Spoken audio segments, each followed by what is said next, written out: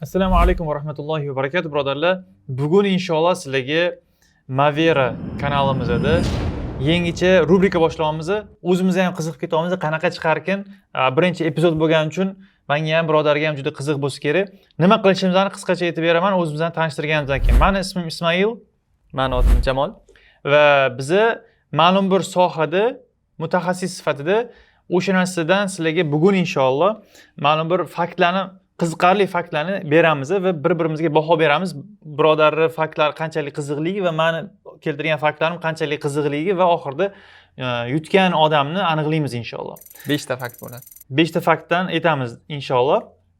Misol uchun men ingliz tili haqida fakt keltiraman. Qiziqarli, topgan faktlarim eng qiziqarlilarini keltiraman va yutishga harakat qilaman. Meni faktlarim qiziqarliroq bo'lsin ular keltirayotgan faktlardan. Men hali bilmayman nima keltirishlarini, lekin birimiz faktlarni bilmaymiz. Va siz nimadan keltirasiz? Xudo xolasa IT haqida sizga juda ajoyib faktlarni jamlaganman. Xudo xolasa meni bahom siznikidan ko'p bo'ladi deb umid qilaman. O'zi men ham boshida ITshnik bo'lmoqchi bo'lganman. O'shaning uchun menga ham qiziq. Boshida katta kirishganman shu narsaga. Nimagadir fizikadan o'qishni boshlaganman. ITshnik bo'laman deb bilmayman. O'qishga kirish uchun imtihon topshirishim kerak bo'lganda. O'shaning uchun menimchalik meni soham bo'lagi, ular sohalar menga qiziq. Ingliz tilidan ko'p boshlaganman to'g'risi, lekin yaxshi o'rganib olish qo'limdan kelmagan. Endi sizga u kunlarni ko'rish nasib qilamizmi? Shuning uchun juda ham qiziqyapman ingliz tili haqida qanaqa faktlar bo'lar ekan. Inshaalloh baho berasiz. 1dan 10 gacha. 1dan 10 gacha. 1dan 10 gacha ball beramiz. Anta birodarlar hisoblab o'tirishadi. Inshaalloh kim oxirida eng ko'proq ball yig'ar ekan. Sizlar bir-biringizga ball berayotgan bo'lsanglar, maksimalni past ball bermaysizlarmi yutish uchun? Yo'q. Endi biz birodarimiz xolis bo'lamiz. Xolis bo'lamiz. Maksimalni harakat qilaman xolis bo'lishga. Inshaalloh. Faqat xolis bo'layotganimizga yarasha birovga ishonishimiz kerak. Aynan. Endi yo'q, qo'shilmayman deb tura olmaymiz, to'g'rimi? Albatta. Bo'lmasam boshlaysiz? Boshlab beraymi bo'lmasam? Darrov faktlardan boshlaymiz. Birdan boshlayveraylik. Inshaalloh. Qiziqib ketyapman. Endi birinchi siz boshlang. Bismillah. Boshlayman. Xo'p. Avvalambor, любой dasturni yaratadigan paytimiz har bitta dasturning kodlari bo'ladi. Bu hammaga ma'lum. Dastur o'zi kodlardan iborat bo'ladi. Va har qanday dasturni olib qaraydigan bo'lsangiz, kodi juda ham uzun bo'ladi. Bu dasturning qanchalik kattaligiga qarab, qanchalik, ya'ni ko'p odam ishlatadi, shunga qarab dasturning kodlari ko'payib ketib qoladi. Va dastur qanchalik murakkablashsa, muhimlashsa, uni kodi ham shunga yarasha ko'payib boraveradi. Lekin men olib keladigan faktim hozir juda ham ajoyib fakt ekan. Shunaqa bitta programma bor. U programma odamning hayotini qutqarib qoladi. Lekin shu bilan birgalikda uni kodi juda ham qisqa. Ya'ni bu programma odamning hayotini qutqarib qoladi. U hayotini qutqarish uchun tuzilganmi yoki hayotni funksiyalardan bittasi tuzilgan? Bu shunaqa bir chip bo'ladi. Odamning qalbiga, yurakka qo'yilar ekan u chip. Bu chipni yurakdagi chipni batareyasi juda ham kichkina bo'lar ekan. Shu batareyani energiyasini saqlashlik uchun iloji boricha programmistlar qisqa kod yozishga harakat qilishar ekan. Ba'zan qarang, ba'zan 20 satrgina bo'lar ekan kod. Ya'ni u 20 satr kod polniy mana shu batareyani dasturiy ta'minotini bajarib beruvchi kod hisoblanar ekan. Oshib borsa, men o'qigan faktimga asosan aytay, oshib borsa 80 mingta koddan bo'lar ekan. 80 mingta kod ham u hozir bizning любой kistamizda, telefonimizda turgan programmalarning kodi bundan ancha-muncha oshib tushadi. Lekin bu o'sha insonning qalbini to'g'ri ishlashiga yordam beradigan dastur hisoblanar ekan. Juda ajoyib fakt, ya'ni qisqa satrlab yozilgan kod, lekin juda katta ishni bajaradi. Nechta qator? 20 ta qatormikan? Eng qisqa 20 qator bo'lar ekan. O'sha eng qisqasi mana shu yurakni kateteri deyiladi, nima deydi? O'sha yurakda ichida turgan chipga qo'yilar ekan. Yozib qo'yilar ekan shu kod. Ajoyib. Men o'zi bu batareykani ishlash uchun funksionalni ushlab turish uchun kod yozilishi kerakligini bilmasdim. Aytsam, alohida texnologiya, alohida tillar bor. Shu software bilan hardware assembly degan til bor. Assembly degan til ishlatadi. O'sha assemblyda yozilgan kod 20 satrgina bo'lar ekan ba'zan. Xuddi shu kodni boshqa tilda ham yozsa bo'larmidi? Endi bu soha ahllari javob bergan yaxshi narsaga. Menimcha, lekin bu aynan mana shu narsa vazifani bajaruvchi til faqat assembly bo'lsa kerak. Hozirgi hayotda, vallohu a'lam. Men bunga ball beraman endi. Baho bering-chi. Xo'p. Inglizlarda nima bor-ku? Wait, what deydigan moment bo'lishi mumkin, lekin bu bo'lmadi hozircha. Bekorga bundan boshlamagan bo'lsangiz kerak. Bunga 10 balldan aytaylik 2 hours later. 6. 10dan 6. 10dan 6 bergan bo'lardim. Insof qildingiz. Men aytaymi endi? Endi sizga. Bismillah. Bismillah. Hop, bu fakt Mhm. ingliz tilidagi eng uzun so'z haqida. Hmm. Hop, buni taxmin qilib ko'ring. Shu so'zda nechta harf bor ekan taxmin qilib ko'ring. Просто guess. To'g'risi men buni shunga o'xshagan ma'lumotlar oldin eshitganman. Men bilishimcha bitta balkim spoiler berib qo'yarman. Men o'zim bilganim bitta elementni o'sha ximический elementni ismi bor edi. 40 harfdan ko'p edi. 40. Unaqangiz 40. 40 yo 60 40 deya qolay. Hop, ko'pirtiribroq ayting unda. 60 60. harf. Yo'q. Qanchalik yaqin kelmaganingizni aytaman. Nechta harf bor? Men sizga aytay, o'sha butun so'zni o'qish uchun qancha vaqt ketishini. Allohu akbar. Aytaymi? 3,5 soat ketadi. Butun so'zni o'qib chiqish uchun 3,5 soat ketadi. Unda bu bitta so'z. Bitta so'z. O'sha ximический elementni Ha, nomi. protein, oqsilli nomi ekanda, ya'ni.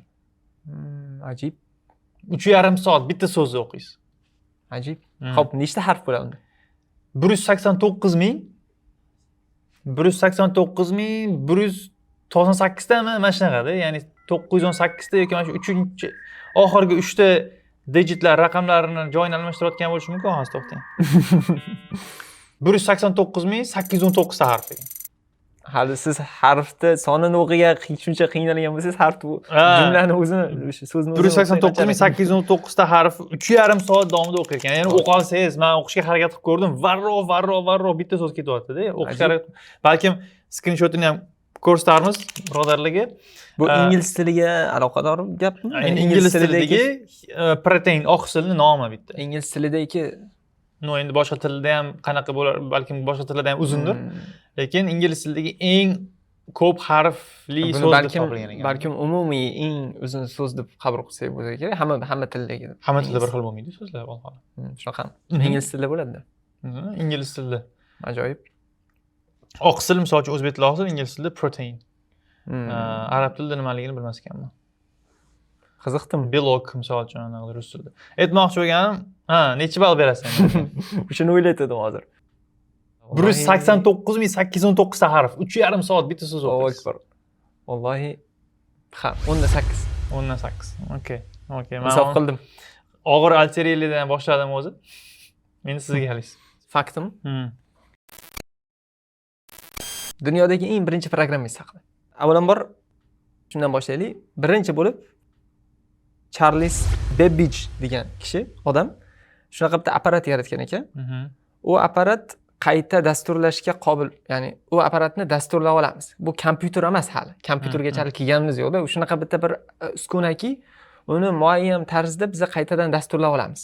Nima degani qaytadan dasturlaymiz? Ya'ni o'zimizga kerakli ba'zi bir matematik hisob-kitoblarni unga bajartirish uchun uni shunaqa dasturlab olishimiz mumkin bitta apparat o'ylab topgan ekan. Nastroyka qilib qo'ygan.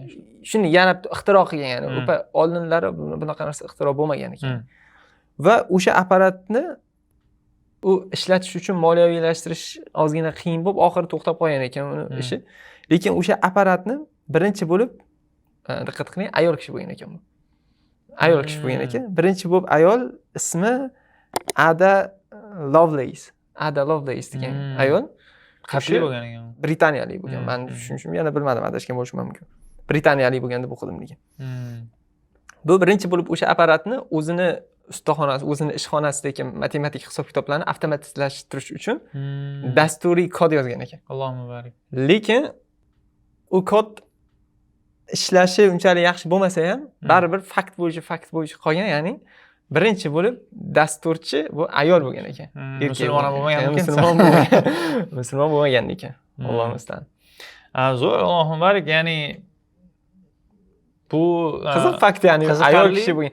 Odatda dasturchi deganda biz erkak kishini nazarda tutgan bo'lamiz, lekin birinchi bo'lib dasturga algoritm yozgan kishi ayol bo'lar ekan. Hozir men vallahi hali programmist ayollar haqida eshitmagan bo'lsam kerak. O'sha eshitganmiz? Yo'q, kam eshitganman to'g'risi. Lekin bu soha ham uyda o'tirib ishlaydigan soha bo'lgani uchun menimchalik, lekin vallahi alam endi shunaqa, endi bilmayman qanchalik nimaga haqki, lekin voqelikdan shunga guvoh bo'lishimiz mumkinki, ayollar ko'proq emotsional yoki humanitarian field deydi-yu, o'zbekchasiga nima bo'ladi? dasturlash Anaqaga keng bog'liq. sohada. Nima deydi? O'sha mana shunaqa humanitarian anaqa emotsional yoki lingvistikada ayollar juda kuchli bo'lishadi-da, ya'ni. Yoki mana shunaqa sohalar, lekin STEM subject deydi-ku, STEM subject bilasizmi? Science, technology, engineering и math. Mana shu sohalarda ko'proq erkaklar dominировать qiladi, anaqa qiladi, lekin bu degani ayollar erkaklardan bu sohaga o'tib keta olmaydi degani emas. Degani emas. O'shanga Degani dalil o'laroq mani faktim bo'lishi Aynan, mumkin. ha. Eng birinchi dasturchi ayol kishi bo'lar ekan. Tarixda. Allohu barik. Ya'ni bu Ajoyib. qanaqadir ma'noda Bizga bilmagan, hali xayolimizga kelmagan narsani olib chiqaradi. Eng birinchi o'sha dasturchi ayol kishi bo'lar ekan. Allohu barik. Bunga men endi baho beraman. berasiz. Eng birinchi programmist. Odamlar programmist deganda erkaklar tushunadi. Eng birinchi programmist deganingizda qanaqadir musulmon bo'lgan bo'lsa kerak deb o'yladim. Kutilmagan Lekin bo'ldi ma'lum. anaqa. Qaniydi musulmon bo'lgan. Bunga ham 6 beraman, to'g'risi. Yo'q, qo'ysangizchi deydigan narsa bo'lmadi, lekin u yaxshi, okey deydigan, misol uchun qanaqadir davrada qiziqarli fakt tashlab qo'yish uchun eslab qolishga yaxshi. Birinchi programmist, birinchi programmistmi, birinchi programma yozgan odam, Birinchi dasturiy ta'minot o'sha algoritmni yozgan odam ayol kishi bo'ladi. birinchi programmist deyiladi. Birinchi programmist. Undan oldin programmistlik, dasturlash degan tushuncha yo'q bo'lgan. Xo'p, endi mani galim. Bunisi menimchalik, siz o'zingiz baho berasiz. Bu qiziqarli ham kulgili ham bo'lsa kerak. Xo'p. Alloh alam. Xo'p. Taxmin yana sizga imkon beraman taxmin qilib ko'rishga. Ingliz tilida eng ko'p noto'g'ri talaffuz qilinadigan so'z nima deb o'ylaysiz? Qaysi so'z? Ana noto'g'ri aytib qo'ymay, eng ko'p talaffuz qilinadigan so'zlardan biri dey. Ommalashgan so'zda, ya'ni bu. Ommalashgan, ko'p ishlatiladigan so'z va juda ham ko'p noto'g'ri talaffuz qilinadi. Men o'zim o'quvchilarimda ko'rganman-da, ko'p qiynalish emas, mana shunaqa talaffuz qilinsa kerak deb o'ylashadi, lekin noto'g'ri talaffuz qilishadi. Birinchi o'rinda bo'lmasa kerak, lekin o'sha top 10 larda bo'lsa kerak, Alloh alam. Eng ko'p noto'g'ri talaffuz qilinadigan so'zdan bitta so'z. Va? Yo'q. Bilmasam, qaysi so'z ekan? Talaffuz so'zi.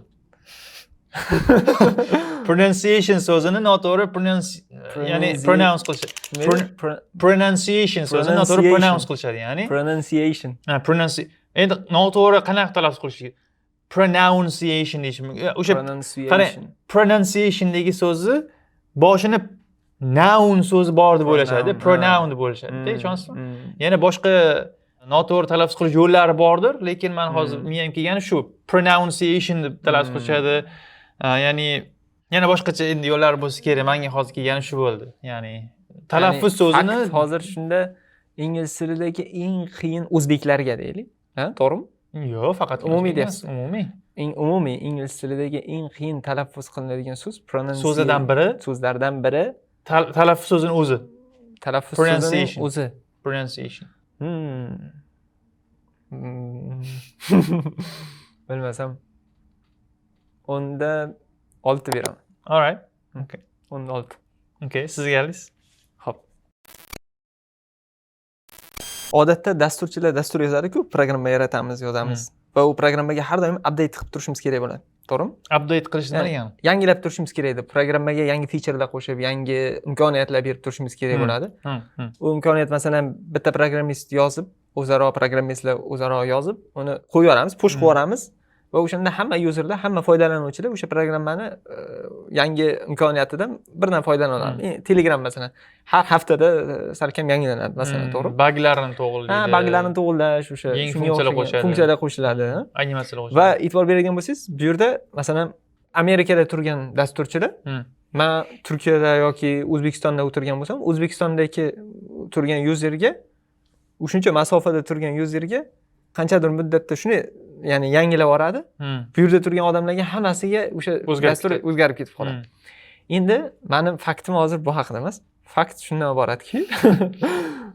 iboratki, eng uzoq dasturiy yangilanish haqida. Uzoq masofa bo'yicha. Ya'ni masalan kimdir Amerikada turgan bo'lsa va bittasi aytaylik Amerikaga yer sharidagi eng uzoq qaysi bo'lishi mumkin? Amerikagami? Misol uchun deyapman-da endi.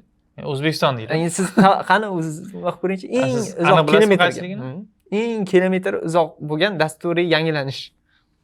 Ha, ya'ni hozir men sizga Amerikada eng uzoq davlatni aytaymi yoki vaqt? Ya'ni bitta dasturchi yerda bir burchakda turib dasturni yangilagan bo'lsa, u nechidir ming, nechidir million kilometr sizga yaqinlashdi, nechidir million kilometr bo'lgan programma yangilanib ketyapti.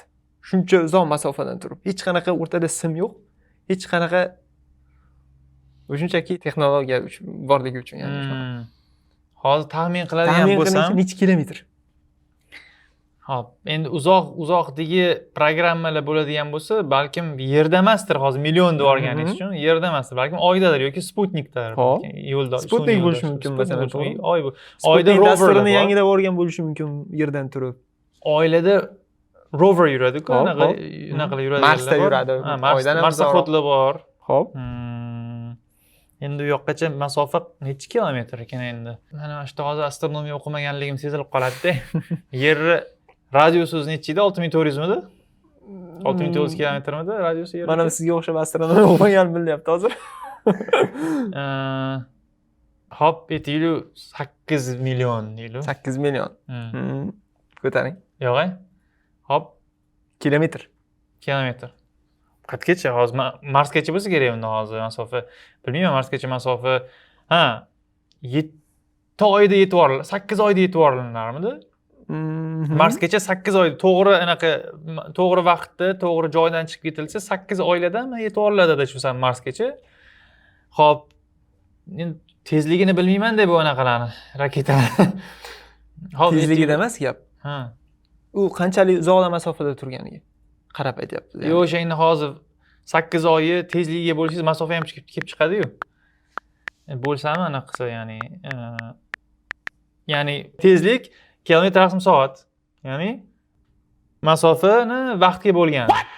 Значит, anaqani tezlikni bilsa, shunda necha kilometr bo'lyapti? Tezlikni bilsa, hozir masofani ham bilish mumkin bo'lardi-da. Bilmayman endi hozir. Hop, 15 million deylik. 15 million. Bilmayman, ayturingchi. Million emas. Milliardmi? Qayerda bor ekan milliard kilometrdan narida programma обеспеченияsi? Qayerda? Marsdami? 15 milliard kilometr uzoqda turgan raketa, ya'ni shu Sputnikka yoki u shunaqa yer yuziga kosmos haqida ma'lumotlar jo'natib turadigan apparat bo'lgan, ya'ni. Mani tushunishimcha.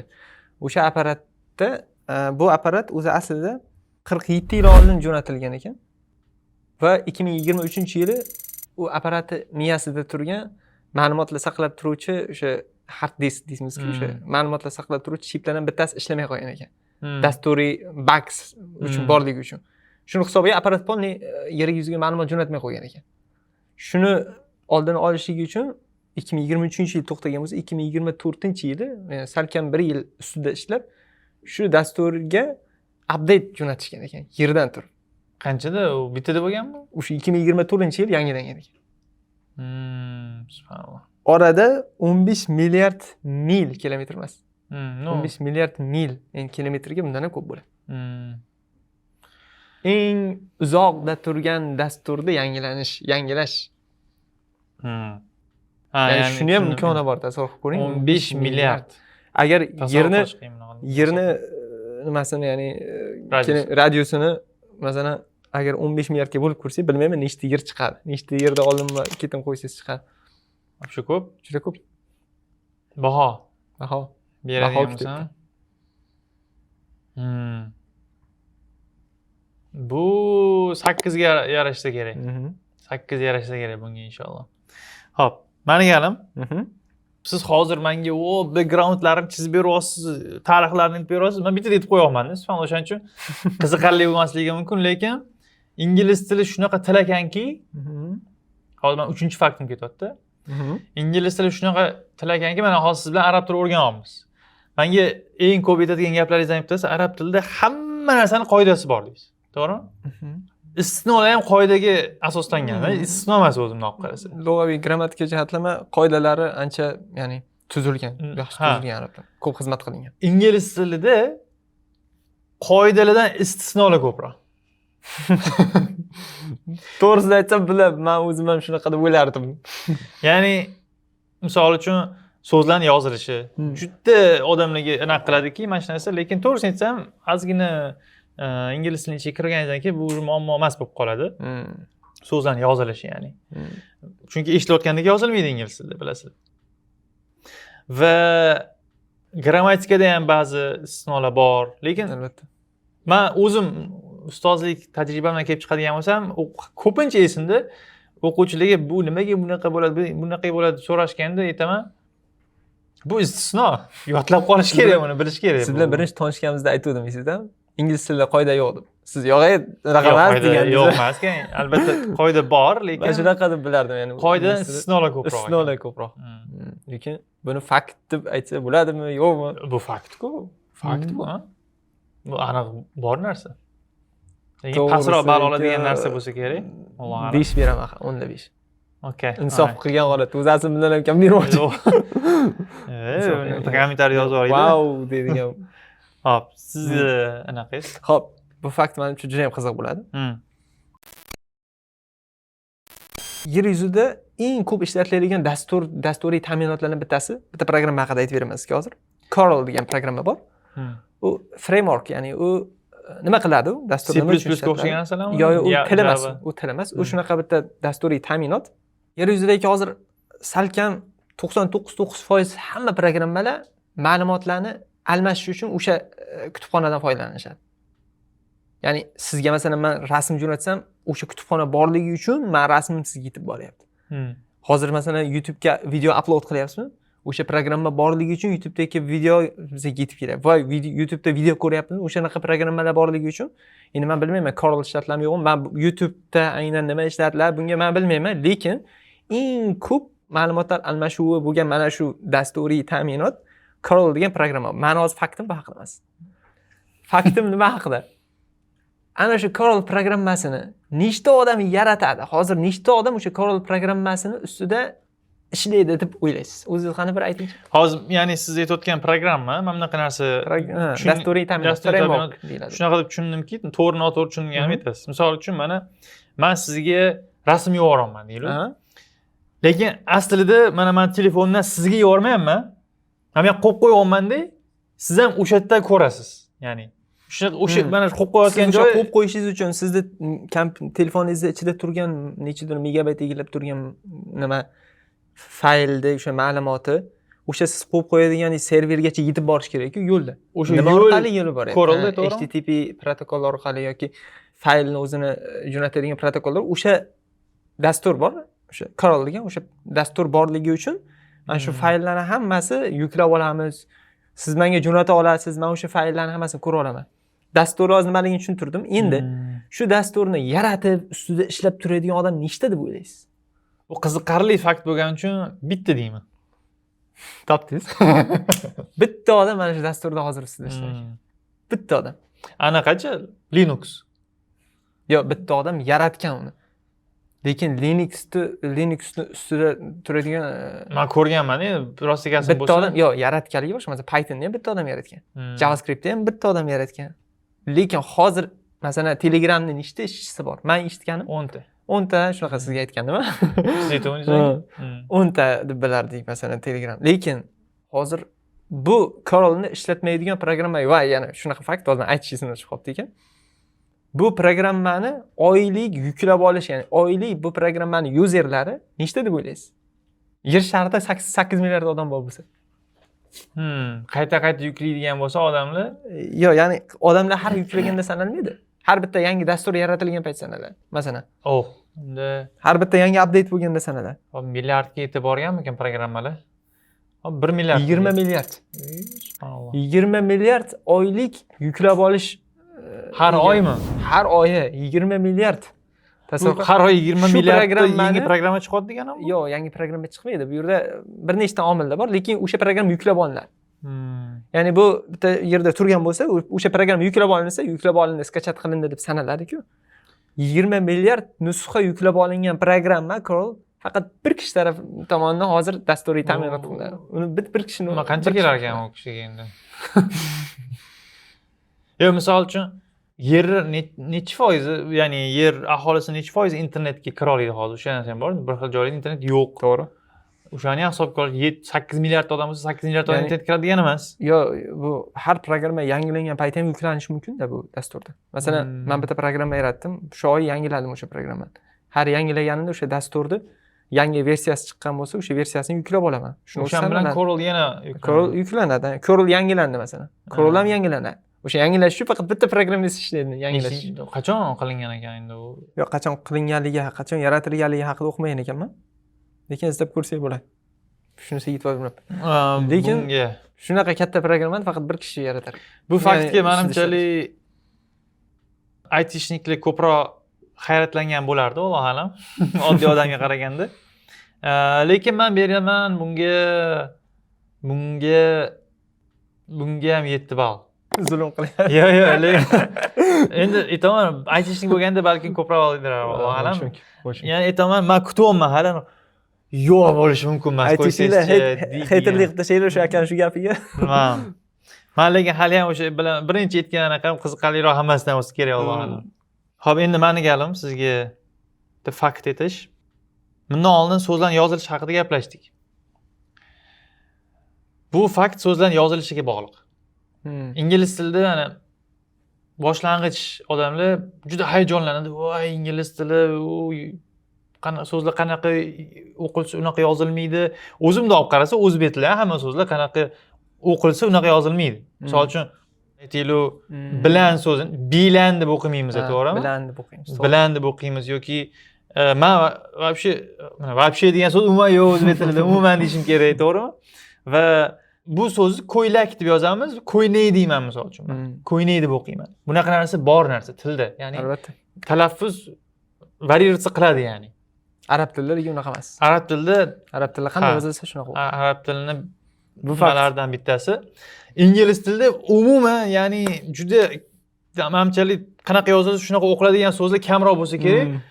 Undan teskariga qaraganda. Yo'q, sizdan Yo'q, bor. Harflarning o'zi bo'lmasa agar a yoki Yo'q, misol uchun aytaylik tip, top. tip, top. Misol uchun iloji boricha qisqaroq so'z bo'lishi kerak.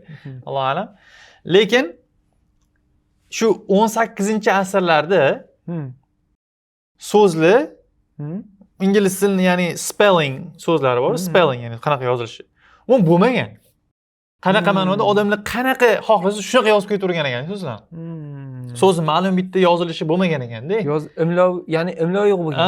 Ya'ni bu so'z mana bunaqa yoziladi degan narsa bo'lmagan. Qanaqa xohlasa shunaqa yozib ketavergan so'zlar. Ya'ni ingliz tilining imloviy qoidalari 18-asrdan keyin paydo bo'lgan. Shunaqa. Ya'ni qarang, through degan so'z bor, through bo'ylab, ya'ni 500 xil yozilishi bo'lgan ekan mana shu so'zni. Bitta so'zi 500 xil yozilishi. Misol uchun arab tilida tuya so'zini juda ko'p ma'nosini beradigan so'z, erkak tuya, ayol tuya, diqqat tuya, ingliz tilida o'qilishiga diqqat tuya, yozilishi shunchalik ko'p. u yerda bitta so'z shunchalik har xil yozilyapti-da, ya'ni chunki qoida yo'q. Odamlar bilganini qilib yoziladi. Through. Ya'ni cheres ichidan. Cheres. Qoida yo'q, tasavvur qilasizmi? Qanaqa xohlasa shunaqa yozaveradi. Qiziq fakt. Xo'sh. 8. Yaxshi. Ahsant, okey. Sizga galingiz, menimcha sizda oxirgisi bo'lsa kerak, Alloh alam. Bu fakt unchalik qiziq bo'ladimi yo'qmi bilmayman. Lekin ya'ni deb qo'ydim, o'zim o'qib shuning uchun olib keldim, ya'ni.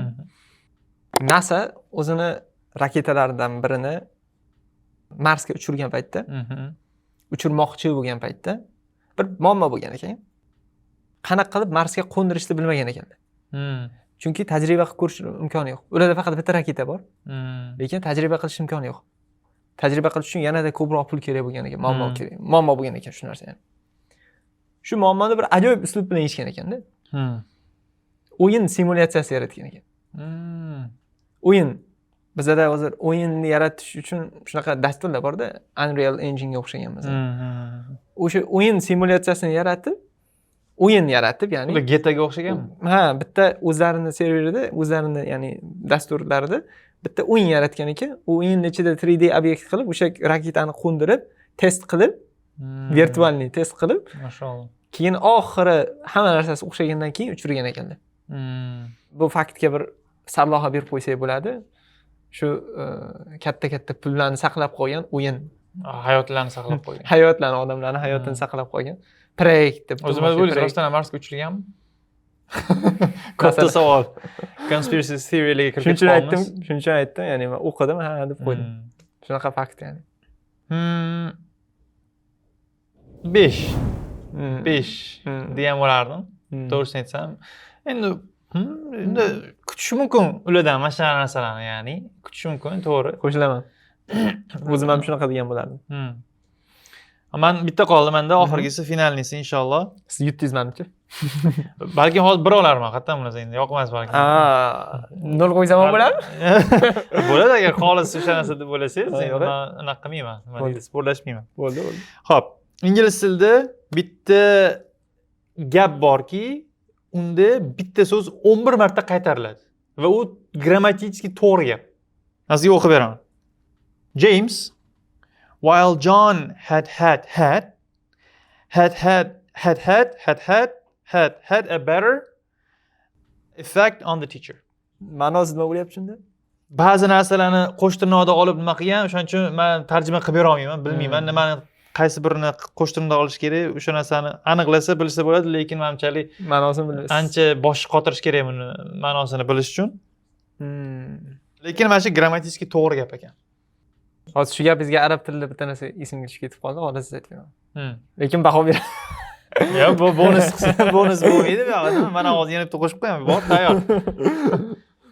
Qiziq. Buni bunaqa deb aytsangiz bo'lar ekan. Ingliz tilida aytsa tushuniladigan so'z. So'z emas, gap. Gap, ya'ni jumla ya'ni. 11 marta qaytariladi bitta so'z va grammatik jihatdan to'g'ri. Ya'ni xato emas, shuning uchun qaytarilgani. Endi albatta had so'zi hammasi ham bir xil ma'noda kelmayapti. Bir xillari ko'makchi fe'l bo'lib keladi bu yerda. Past perfect bo'lishi mumkin, boshqa. Aytmoqchi to'g'ri ekan. Yozilishi bir xilmi hammasi? Bir xil. Yozilishi lekin bir xillari qo'shtirnoq ichida, qo'shtirnoq deydimi? Qo'shtirnoq. Unda nima ma'no beradi qo'shtirnoq ichida deysiz? Ism bo'lib qolishi mumkin yoki qanday? Klichka bo'lishi mumkin. Misol uchun hut anaqa bor-ku, ism. Hut. O'sha endi misol uchun had bo'lishi mumkin ism. Va hokazo ya'ni. Ismi had bo'lishi mumkin. Endi falonchining agar ismi had. qanaqadir mushukga shunaqa ism qo'yish xohlab qo'ygan bo'lsa kimdirda, masalan, lekin bu yerda ismmi yo'qmi bilmadim. Hammasi kichkinadan lekin. Arab tilida ham shunga o'xshagan gap bor-da. Bu bitta bayt, she'riy bayt. Lekin kim o'qisa tushunmaydi deyshadi. Kim yozgan? Yozganlar tushungan ish. Men to'g'risi o'zim sihhatida, ya'ni balkim gap bordir, lekin hatto shu haqida kinolar ishlanganini ham ko'rganman. Ish qilib shu she'rda yozgan, hech kim bu she'rda yodlanmaydi degan challenge qilish uchun. Yodlab bo'lmaydigan she'r degan. Bu johiliya paytidami yo'q, keyin Mutanabbi yozgan. Mutanabbi degan shoir yozgan. Arab tilidagi eng mashhur shoirlardan bittasi. Bu she'r nima haqidaligini bilmayman, lekin bayt o'sha bayt esimda. Men tushunishimcha xalifani maqtab yozgan she'rda. Ashib qasmu sudqul jud murin hari fisrinal g'izir mi sibih mighzus bi ru'zu dalitninul. Shunaqa. Challenge bajarib qo'ydingizmi hozir? Hech kim yodlay olmaydi degan. Bu uzunmi yoki u? Yo'q, uzun emas. Bu eshitgan paytda siz arabcha deb eshitmaysiz, tushunmaysiz. Arabcha deb o'ylamaysiz. Lekin asli arabcha. Aish, ibqa, usmu, sud, amr fe'llar. Qud degani turmi? To'xtami? Yo'q. Qiyadatun, ya'ni nima, ya'ni odamlarga boshliqlik degan ma'noda. Mur, buyur degan. Inha, ri, fi, isri, nal shunaqa. Shu amr fe'llarni jamlasangiz, bir tushunarsiz bir hani forschaga o'xshagan gap paydo bo'ladi. Eshitgan odam hech kim tushunmaydi. Yaxshilab kallangizni ishlatib qarasangiz tushunadigan bo'ladi. O'shanga o'xshab ketar ekan. Mashalloh. Ajoyib qiziqdim lekin. Necha ball berasiz? To'g'risi, kam bermoqchi edim. Xolis bo'lib qo'yish kerak-da lekin. Xolis bo'lish kerak-da, qoidalarimiz bor. 8 beraman. 8. Masalan, hamma faktlari salkam 8 ekan. Alhamdulillah. Necha bo'ldi общийsi? Ya'ni umumiy necha bo'ldi tepada yozib qo'yamiz, lekin menimcha men yutqizdim. Mana shu yozdik inshaalloh. Inshaalloh bizlarni rejalarimizdan bittasi shu ediki, inshaalloh